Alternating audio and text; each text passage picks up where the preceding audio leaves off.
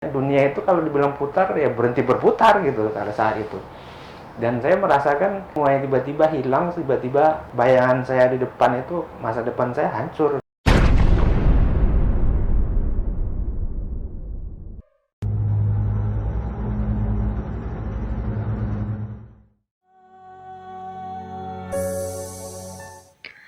HIV atau Human Immunodeficiency Virus adalah virus yang merusak sistem kekebalan tubuh dengan menginfeksi dan menghancurkan sel CD4.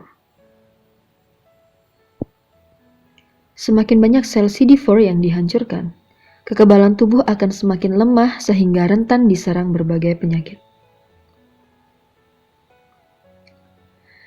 HIV menyebabkan AIDS dan mengganggu kemampuan tubuh melawan infeksi.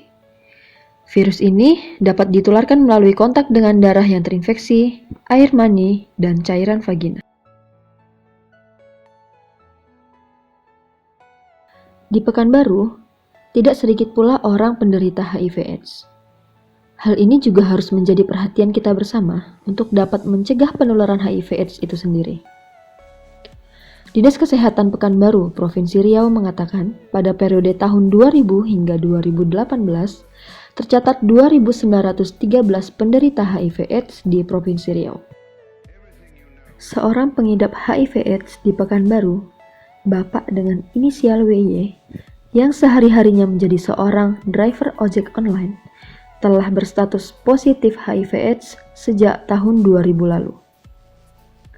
Saat ini, ia hidup bahagia dengan istri dan keempat anaknya yang semuanya berstatus negatif HIV/AIDS.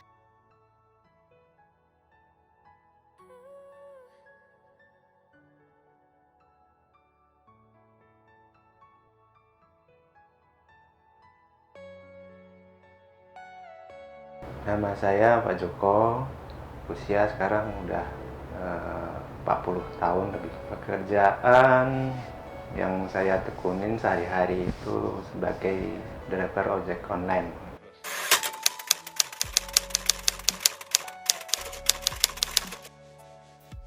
Saya tahu itu periksa itu kalau tidak salah Maret awal atau Februari akhir gitulah. Yang jelas saya, karena saya lahir awal Maret, dulu saya bilang ini kado saya yang terlambat. Itu 2002.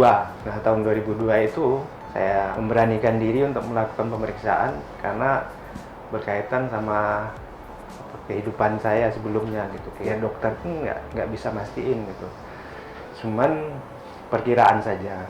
Karena saya dulu punya teman dekat yang juga kebetulan sudah meninggal 2001. Jadi semenjak itulah saya memberanikan diri. Teman saya itu berpesan, cepatlah cari tahu keadaan kamu biar kamu tahu gimana menata hidup kamu gitu. Tidak seperti dia yang mungkin terlambat.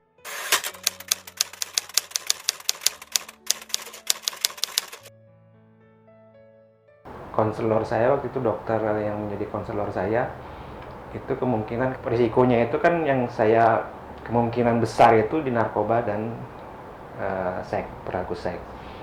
Nah, teman saya ini teman saya gitu, maksudnya teman duet lah bahasanya dulu tuh. Jadi kemana-mana sama beliau ini, sama teman ini gitu. Bukan hanya satu tempat, satu tinggal aja, satu kosan aja, satu kamar kosan saja. Ya bandel bareng-bareng gitu. Jadi makanya dia pun pengen saya cari tahu gitu bagaimana keadaan saya waktu itu.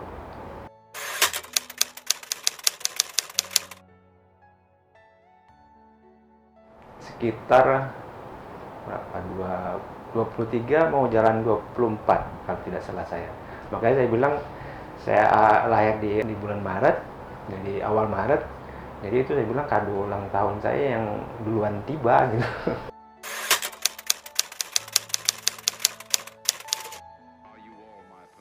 Begitu positif katanya, kamu positif begitu, ya sepertinya udah berhenti. Dunia itu kalau dibilang putar ya berhenti berputar gitu pada saat itu.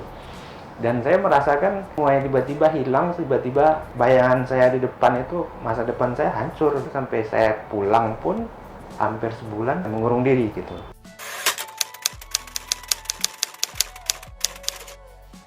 Diskriminasi masih menjadi momok bagi penderita HIV/AIDS. Tidak sedikit pula orang beranggapan bahwa penderita HIV/AIDS harus dijauhi dan diasingkan. Cerita dulu yang sampai sekarang masih saya ingat itu ada yang ya sedikit tidak enak gitu. Waktu saya sakit 2003, saya mulai sakit. Hampir seminggu ruangan perawatan saya itu tidak pernah dibersihkan oleh cleaning service rumah sakit.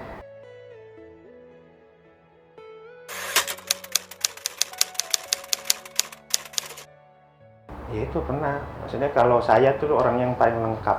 Rasanya sakit memang gitu. Badan itu sakit semua, segala macam sakit. Pokoknya sakit lah semuanya. Karena dokter pun terakhir saya itu yang masuk ke 3 minggu itu dia bilang saya nggak tahu lagi mau ngomong apa katanya. Walaupun hanya apa ya, terngiang-ngiang antara sadar sama enggak untuk keadaan itu. Karena sudah sangat parah. Tinggal dokter bilang kalau kamu tidak makan, saya akan masukkan selang ke dalam lambung kamu supaya lambung kamu bisa terisi makanan katanya. Nah sampai seperti itu gitu. Dan dokter bilang ya saya tidak bisa lagi, semua saya sudah upayakan, tinggal usaha kamu lagi membantu saya katanya. Saya jumpa istri saya, pelan-pelan saya sampaikan gitu dengan sebisanya saya, semampunya saya, dengan bahasa saya bahwa keadaan saya seperti ini. Cuman jawaban dia nggak masalah katanya begitu. Walaupun pelan-pelan saya kasih tahu, saya bawa ke teman saya dokter tadi itu, konselor saya tadi itu. Nah di situ mungkin dia dapat informasi yang lebih lengkap lah secara medis, karena dokter lebih paham gitu. Sekarang dia bisa menjadi pengingat, penyemangat saya sampai saat ini.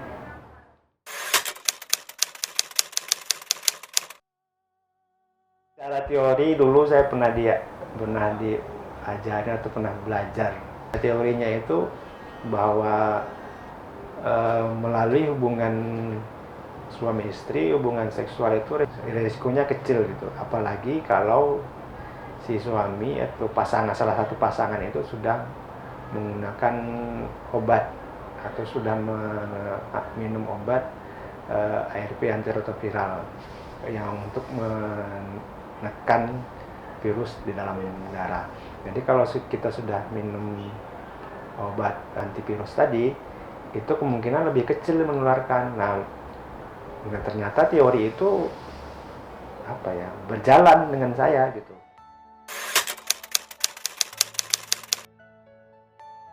Bisa aja seperti orang lain, tetapi ada beban tambahan yang harus kita pikul seumur hidup kita karena status HIV tadi itu gitu. Karena sampai sekarang itu orang diskriminasi dan stigma jelek tentang HIV itu masih melekat gitu, dan itu yang membuat jadi beban tambahan saya. Saya harus memutar otak saya bagaimana menyampaikan keadaan saya dengan anak saya yang mulai menanjak remaja, dengan keadaan saya bagaimanapun juga saya harus sampaikan keadaan saya ini.